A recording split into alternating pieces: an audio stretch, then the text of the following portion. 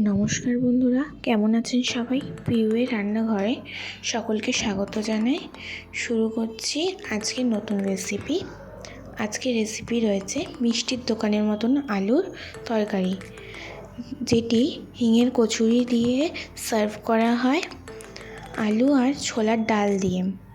হিঙের তরকারি রেসিপিটি মিষ্টির দোকানের মতন আলুর তরকারি হবে, একদম পারফেক্ট হবে। এই রেসিপির জন্য লাগছে মটরের ডাল। আমি মটর ডাল নিয়েছি, আপনারা ছোলার ডাল নিতে পারেন। আমি আধ ঘন্টার জন্য ভালো করে ধুয়ে ভিজিয়ে রেখে দিয়েছি।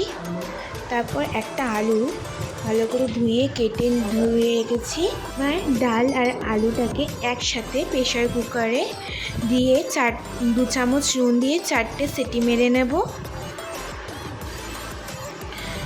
আমি ডালটাকে এইভাবে সিদ্ধ করে নিয়েছি, কারণ বেশি সিদ্ধ করলে ভালো লাগবে না। তারপর একটা কড়াইতে সর্ষের তেল দিয়ে ভালো করে হালকা গরম করে নিয়ে একটা তেজপাতা, একটা শুকনো লঙ্কা আর 5 ফোড়ন দিয়ে ভালো করে ভেজে নেওয়া হয়ে গেলে দেব ওর মধ্যে হিং।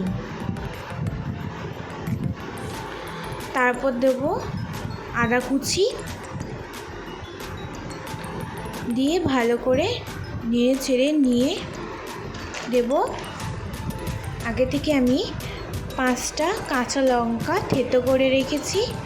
মিষ্টির দোকানে এই আলুর তরকারিতে কাঁচা লঙ্কাটা থেতো করেই দেয়। আমিও 5টা কাঁচা লঙ্কা থেতো করে দিয়ে সঙ্গে সঙ্গে সেদ্ধ করে রাখা ডালটা দিয়ে দেবো। দিয়ে ভালো করে নেড়ে চেড়ে দেব হলুদ,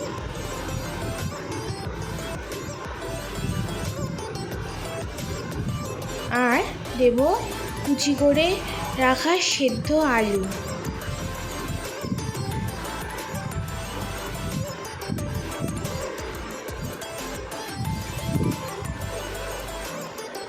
দিয়ে ভালো করে নেড়ে চেড়ে নিয়ে দিয়ে দেব ঢাকনা।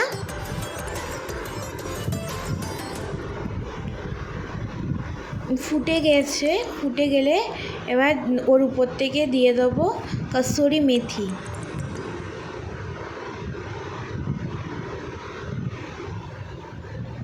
তারপর দেব ভাজা মশলা। একটা ভাজা মশলা আমি তৈরি করে রেখেছিলাম, সেটা আর দেখাইনি। যদি রেসিপিটা দেখতে চান আমাকে কমেন্ট করে জানাবেন, আমি দেখিয়ে দেবো।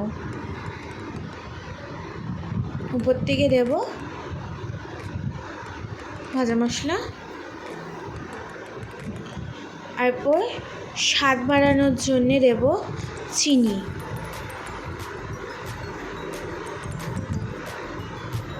আর সবার লাস্টে দেব ঘি। ঘিটা অপশনাল, আপনারা দিতেও পারেন, নাও দিতে পারেন।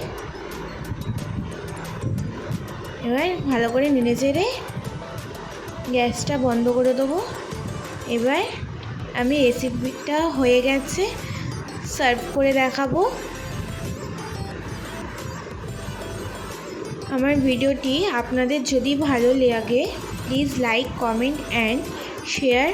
অবশ্যই চ্যানেলটি সাবস্ক্রাইব করে দেবেন। আজকের জন্য এইটুকুই।